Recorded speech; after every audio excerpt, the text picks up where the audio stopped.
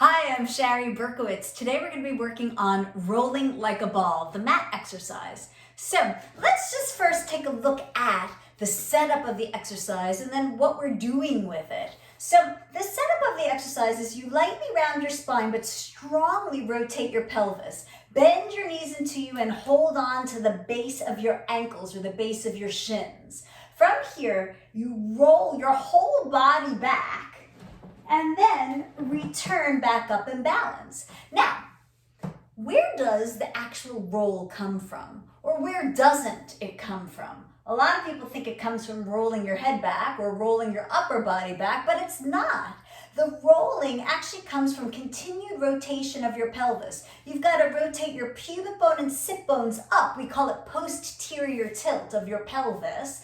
And basically, it's just to keep it stable. So while you stay here in rolling like a ball, you have to continually rotate pubic bone and sit bones up and lift your spine up, all with making a low abdominal connection. So pull your low abdominals in, rotate your pelvis, and lift your spine from the bottom to the top while still staying round. Now, the temptation is to fall out of that rotation of your pelvis. So if you continue the rotation and strongly, that's what rolls you back. So rotate your pelvis to roll back and same pelvic rotation as you come up. Rotate your pelvis more and come up. Now you can see my legs kind of lifted when my pelvis rotated. So if my pelvis rotates back, that's what lifts my legs up, or the suspended falling. So again, and it's pretty quick. You roll back one, come up two. Roll back one, come up two.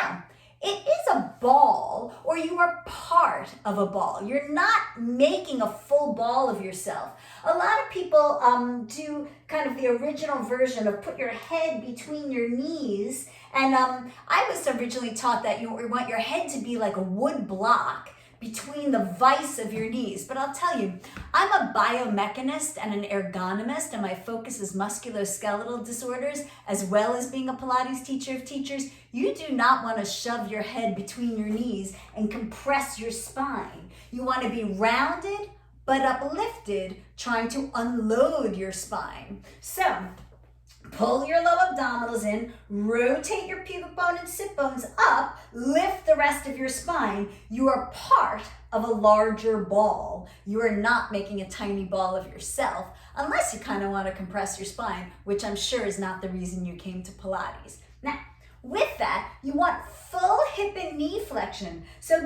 use your arms and get your thighs towards your chest, your heels towards your seat.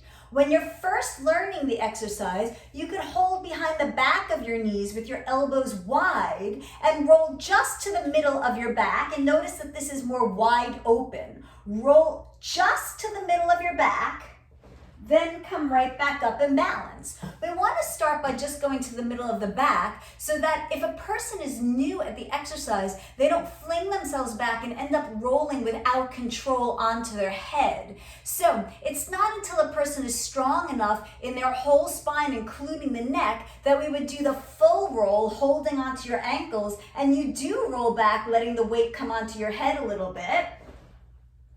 Or I should say, touching your head to the mat. So at first, hold behind the back of your knees, a little wider opening of the legs, and then later on, pull your heels to your seat, holding onto your ankles, and you could go for the full roll. Notice that in the full roll, I really work to lift my hips up high, and that's related to exercises or any overhead exercises like the short spine on the reformer, or other exercises where you have to lift your hips up high. It's a great precursor to any of those hip lift exercises. Now, with that, if we want to advance the exercise, once this is so exceptional that even when you're upside down, your hips are high and heels are close to your seat, you've got this lifted spine, your shoulders on your back, you're making such great connections, which might take a lifetime. Well, eventually you could change the hands, which is you cross one hand to your opposite ankle and other hand to the opposite ankle. You'll often see people hold on to a forearm,